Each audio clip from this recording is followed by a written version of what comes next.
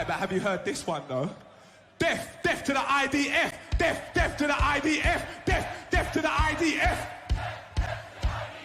death, death to the IDF. የከበረ ሰላምታችን በያላችሁበት ይድረስ። ሞት ለእስራኤል ጦር በሚል መፈክር የዓለም መገናኛ ብዙሃን መነጋገሪያ የሆኑት ሙዚቀኞች እስራኤል ለ60 ቀናት በጋዛ የተኩስ አቁም ለማድረግ መስማማቷን ትራምፕ አሳውቀዋል። በዝርዝር እንመለከታቸዋለን። ITV ላይ ነው ያላችሁት።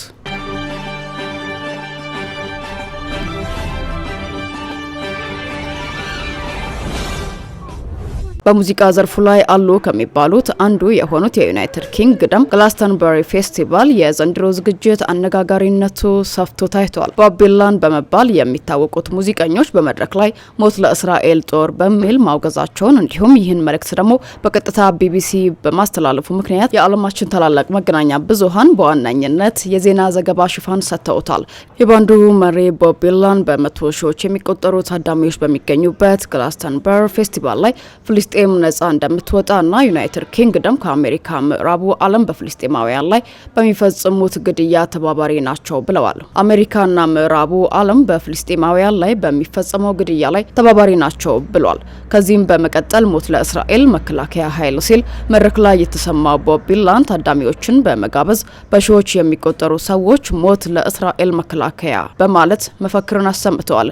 ይህንንም ተከትሎ የፌስቲቫሉ አዘጋጆች ሙዚቀኛው ሞት ለእስራኤል ጦር በሚል መፈክር መምራቱን ለአዘጋጆቹ አስደንጋጭ ሆኗል። ይህንንም ክስተት የዩናይትድ ኪንግደም ጠቅላይ ሚኒስትር ኪር ስታመር ሰቅጣጭ የጥላቻ ንግግር ሲሉ አውግዘውታል። በተጨማሪም የዩናይትድ ኪንግደም ፖሊስ በቦብ ዲላን ባንድ ላይ እንዲሁም በሌላኛው በፍልስጤም ድጋፋቸው በሚታወቁት የአየርላንድ ባንድ ኒካፕ የሙዚቃ ዝግጅት ላይ የወንጀል ምርመራ መክፈቱን አሳውቋል። የግላስተንበሪ ፌስቲቫልን በቀጥታ እያሰራጨ የነበረው BBC የቦብ ዲላን የሙዚቃ ዝግጅት እንዲሁም ሞት ለእስራኤል ጦር የሚለውን መፈክር በቀጥታ አስተላልፏል። ይህንንም ተከትሎ BBC የቀጥታ ስርጭቱን ማቋረጥ ነበረበት የተባለ ሲሆን መገናኛ ብዙሃንን በበላይነት የሚቆጣጠረው ኦፍኮም የተባለ ተቋም ቃል አቀባይ የዚህ ሙዚቃ ዝግጅት ቀጥታ መተላለፍ በጣም አሳሳቢ ነው፣ BBC መመለስ የሚገባውን ጥያቄዎች አሉ ብለዋል። ውዝግቡን ተከትሎ ቦቢ ወይም ደግሞ በትክክለኛ ስሙ ፓክሳል ሮቢንሰን በአቋሙ መጽናቱን ያልኩትን ብያለው ሲል በኢንስታግራም ገጹ ላይ ምላሽ ሰጥቷል። የድጋፍ እንዲሁም የጥላቻ መልእክቶች እንዳጥለቀለቀው በዚህ ምላሹ ላይ ጠቅሶ ዩናይትድ ኪንግደም የውጪ ፖሊሲዋን እንድትቀይር ጥሪ አቅርበዋል። ሙዚቀኛ ጊታሪስትና ገጣሚ የሆነው ቦቢ እንዲሁም ከበሮ ተጫዋች ሌላኛው ቦብ በመጣመር ቦብ ዲላን የተሰኘ ባንድ የመሰረቱት በአውሮፓውያኑ 2017 ነው። ቦብስ በመባል የሚታወቁት ሁለቱ ሙዚቀኞች ተመሳሳይ የመድረክ ስም ነው ያላቸው። ሙዚቀኞቹ የዩኬ ግራይም ሂፕሆፕን እንዲሁም የሮቢንሰን ፎረስት የጃማይካ ዘር ሀረግን የሚያንጸባርቀው ሬጌ ዳንስ ሆል የሙዚቃ አይነቶችን በመጣመር ይጫወታሉ። የዘፈኖቻቸው ግጥም ዘረኝነትን፣ የፖሊስ ጭካኔ፣ ጭቆናን፣ ካፒታሊዝምን፣ አባትነትን እንዲሁም ደግሞ መርዛማ ወንድነትን ቶክሲክ ማስኩሊቲ በተሰኘ ርዕሶቻቸው ዙሪያ ያነጣጥራሉ። በርካታ ነጠላ ዜማዎችን የለቀቁት ሙዚቀኞቹ የመጀመሪያው አልበማቸውን ያወጡት በአውሮፓውያኑ 2020 ነው። ከአልበማቸው መውጣት በኋላ እንደ ኦፍ ስፕሪንግ፣ ዘ ሃይፐር እና ቤፍ ክላይሮ ከተሰኙ ሙዚቀኞች እና ባንድ ጋር አብረው የሙዚቃ ጉዞን አድርገዋል። በተጨማሪም ከ4 ዓመት በፊት ሬዲንግ ኤንድ ሊድስ በተሰኘ የሙዚቃ ፌስቲቫል ላይ ተጫውተዋል። ከለቀቋቸው 5 አልበሞች መካከል ሁለተኛው እና ፕራይስ ኦፍ ላይፍ የህይወት ዋጋ የተሰኘው አልበማቸው በዩናይትድ ኪንግደም የሙዚቃ ሰንጠረዥ 18ኛ ደረጃ ላይ ተቀምጦም ነበረ። ከዚህም በተጨማሪ ኬራንግ የተሰኘ የመጽሔት ሽልማት በምርጥ አልበምነት ዘርፍ በአውሮፓውያኑ 2022 አሸንፈዋል። በዚያም ወቅት ዓመታዊ ሞቦ ሽልማት ምርጥ አማራጭ ሙዚቃ በሚል ሌላ ሽልማትንም አሸንፈዋል። በሀሳባችን አለመስማማት ይቻላል የ34 ዓመቱ ሮቢንሰን የነበረው የራፖቹ የሙዚቃ ዝግጅት በፍልስጤም ከፍተኛ ድጋፍ ከሚታወቁት የአየርላንድ ኒካፕ ባንድ ቀጥሎ ነበረ።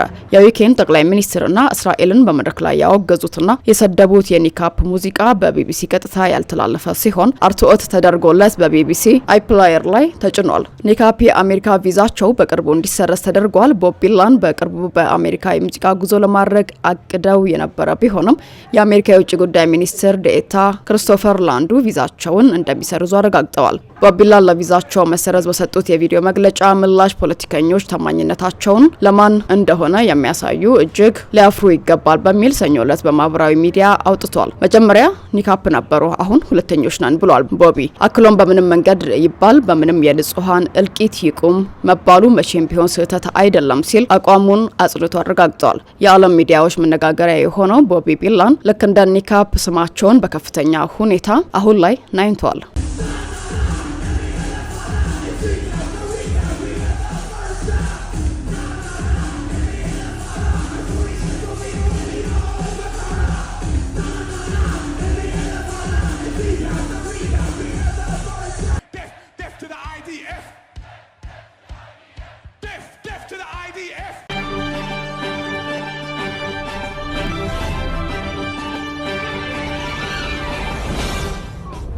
የአሜሪካው ፕሬዝዳንት ዶናልድ ትራምፕ እስራኤል በጋዛ የ60 ቀናት የተኩስ አቁም ስምምነት ለማድረግ አስፈላጊ ቅድመ ሁኔታዎችን ለማሟላት ተስማምታለች ሲሉ ተናግረዋል። ፕሬዝዳንቱ በትሩዝ የማህበራዊ ሚዲያቸው ላይ እንደጻፉት ከሆነ በምክረ ሀሳቡ ስምምነት ወቅት ጦርነት ለማቆም ከሁለቱም አካላት ጋር እንሰራለን ያሉ ሲሆን ቅድመ ሁኔታቸው ምን እንደሆነ ግን ከመግለጽ ተቆጥበዋል። ሰላምን ለማምጣት በጣም ጠንክረው የሰሩት ኳታራውያንና ግብጻውያን የመጨረሻ ምክረ ሀሳብ ያቀርባሉ። ሐማስ ይህንን ስምምነት ይቀበላል ብዬ ተስፋ አድርጋለሁ፣ ምክንያቱም የተሻለ አይሆንም እየባሰ ነው የሚሄደው ሲሉ ትራምፕ ጽፈዋል። መስከረም 26 2016 ዓመተ ምህረት ሐማስ በእስራኤል ላይ ድንገት ጥቃት ፈጽሞ 1200 ሰዎችን ከገደለ በኋላ እስራኤል በጋዛ ወታደራዊ ዘመቻዎቿን አጠናክራ ጀምራ እየሄደች ትገኛለች።